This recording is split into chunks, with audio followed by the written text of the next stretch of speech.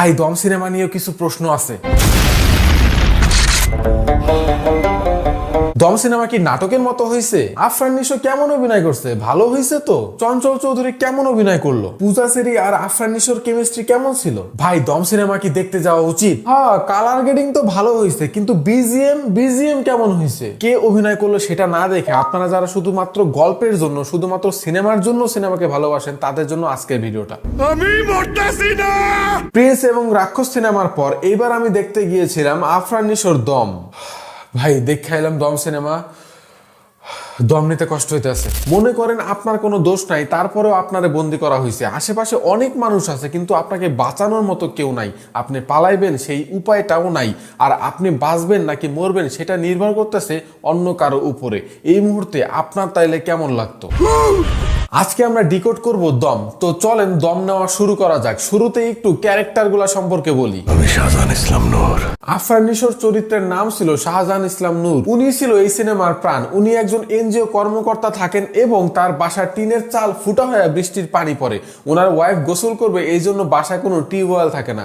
ভাগ্য পরিবর্তন করতে সে তালেবানে যায়। সেখানে তিনি যাওয়ার পরে টেরোরিস্টদের হাতে বন্দী হয়। ট্রেলারে আমরা দেখছিলাম বাহারউদ্দিন নামের এক ব্যক্তিকে ছাড়ানোর জন্যই মূলত শাহজাহান ইসলাম নূরকে বন্দী করা হয়েছিল।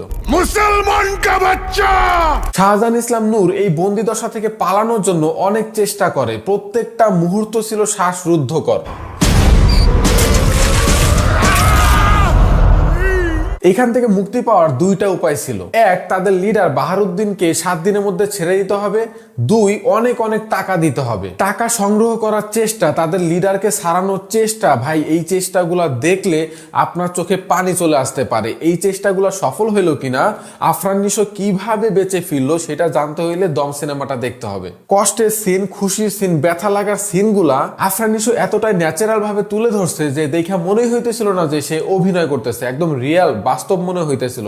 এর থেকে বড় কথা, আফরান নিশো কিভাবে সেখান থেকে মুক্তি পেল সেই দৃশ্যটা দেখানো হয়েছে সিনেমার ক্লাইম্যাক্সে।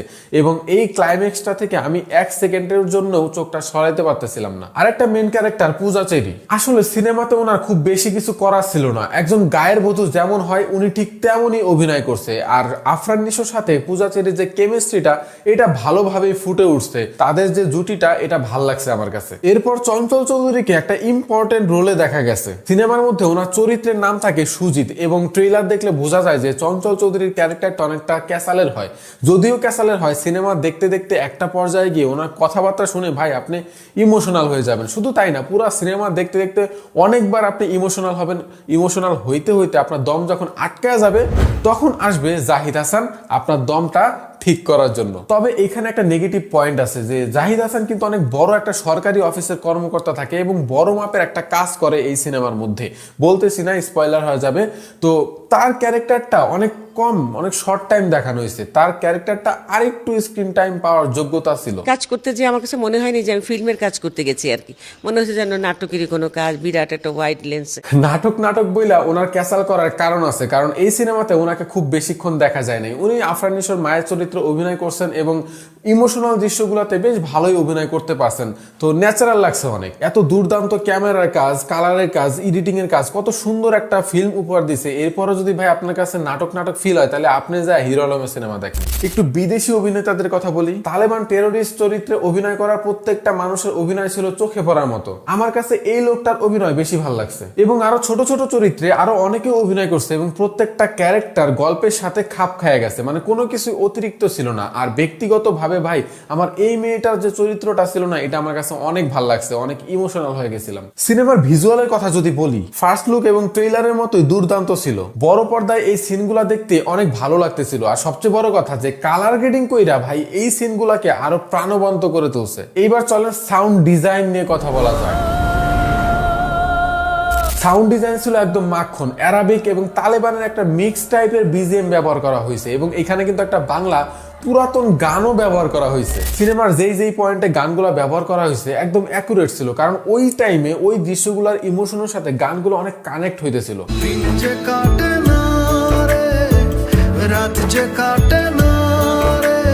এই সিনেমাতে টুকটাক হাসির দৃশ্য ছিল যেগুলো হলের দর্শককে হাসাইতে পারছে, হ্যাঁ অবশ্যই পারছে। আর ম্যাক্সিমাম দৃশ্য ছিল ইমোশনাল টাইপের। আপনি যখন সিনেমাটা দেখবেন আপনি অনেক ইমোশনাল হয়ে যাবেন, কষ্ট পাবেন, দুঃখ পাবেন। সিনে যেই কষ্টটা চলতেছে, যেই দুঃখের সিনটা চলতেছে সেটা দেখে আপনিও ব্যথিত হবেন। যেহেতু এই সিনেমার সত্য ঘটনা অবলম্বনে বানানো হয়েছে, যাদের সাথে এই ঘটনাটা ঘটছে তাদেরকে সিনেমার পোস্ট ক্রেডিট সিনে দেখানো হয়েছে।